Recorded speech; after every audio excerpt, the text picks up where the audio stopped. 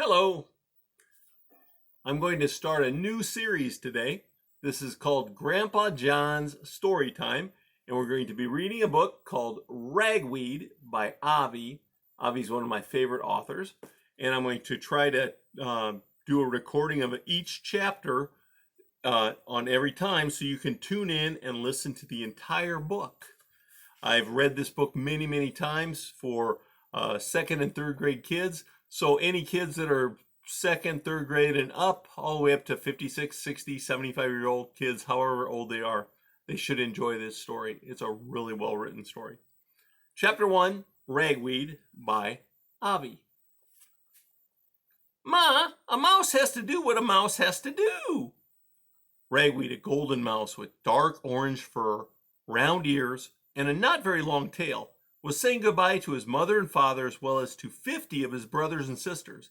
They were all gathered by the family nest, which was situated just above the banks of the brook. Is it something about us that's making you leave home? His mother, whose name was Clover, asked tearfully. She was small and round with silky black eyes. Ah, Ma, that's not fair, Ragweed replied, wishing he could leave without so much fuss.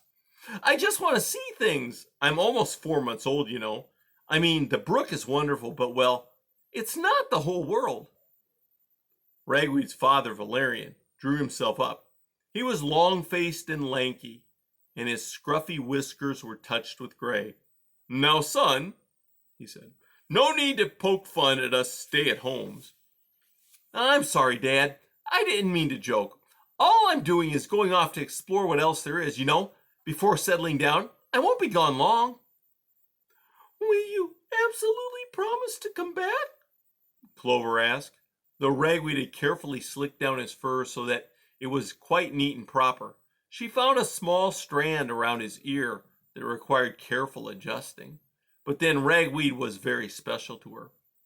Of course I will, Ragweed assured her, trying to duck his mother's fussy fixing.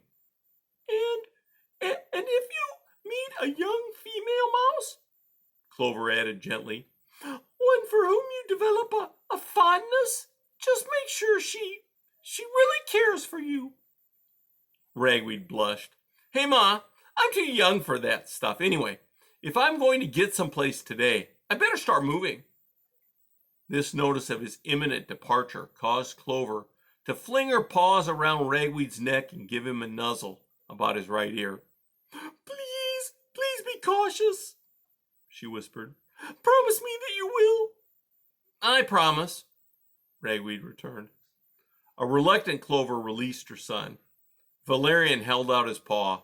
Ragweed, he said, you're a clear-thinking, straight-talking, hard-working young mouse. I'm proud of you.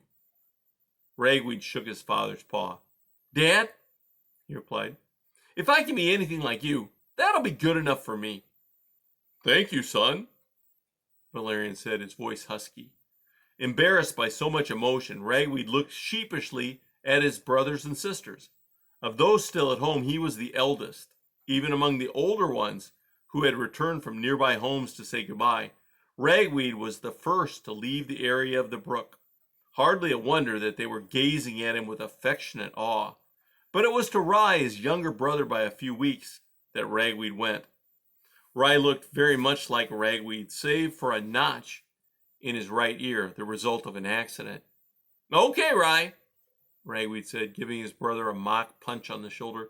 You're the big kid in the nest now. Make sure you take care of things. If you don't, hey, you're going to answer to me when I come back. Get it? I know, Rye replied with a grin, masking his annoyance that his older brother was telling him what to do. Next, Ragweed tipped a wink to his favorite younger sister, Thistle. See you around, kiddo, he called. Oh, Ragweed, I'm going to miss you so much, she cried. Rushing forward, she gave Ragweed a big nuzzle. Ragweed, determined to be light-hearted, stepped back, gave a carefree wave, and set off up the hill, striding boldly toward the ridge that overlooked the little valley. Halfway up, he came to a large boulder embedded in an outcropping of earth.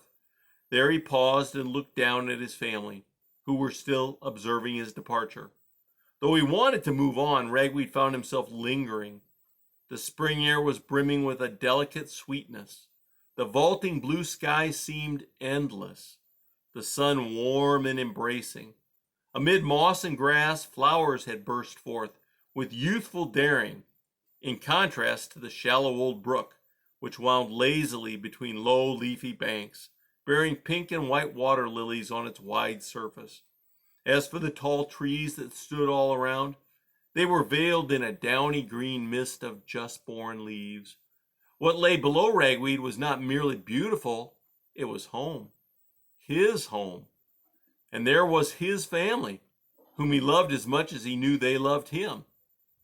Hope I'm doing what's right, he thought with a sigh, then reminding himself out loud that a mouse has to do what a mouse has to do. He gave a final wave to his family and continued up the ridge. Ragweed had no notion where he was heading. He had consulted no one, planned little. I'll just go where whim takes me, he told Ray. As Ragweed went along, he now and again broke into snatches of an old song. His voice was good, if rather low for a mouse, and he enjoyed singing. The song he trilled was one he and his family often sang on hikes and picnics. A mouse will a roving go, along wooded paths and pebbled ways, to places high and places low, where birds do sing 'neath sunny rays. For the world is full of mice, oh! The world is full of mice, oh! The song carried him to the crest of yet another hill. There he paused again.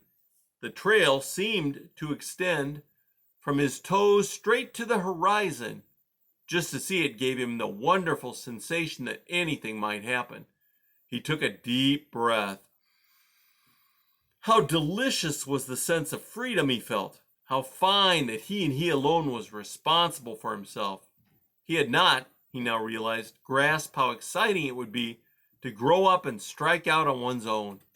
The thought of it all brought a tingling from the tip of his nose to the tip of his tail.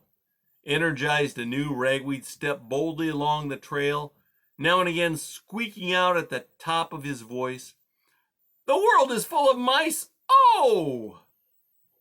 And that's the end of chapter 1. Next time we'll read chapter 2, Some Advice is Given. Thanks for watching.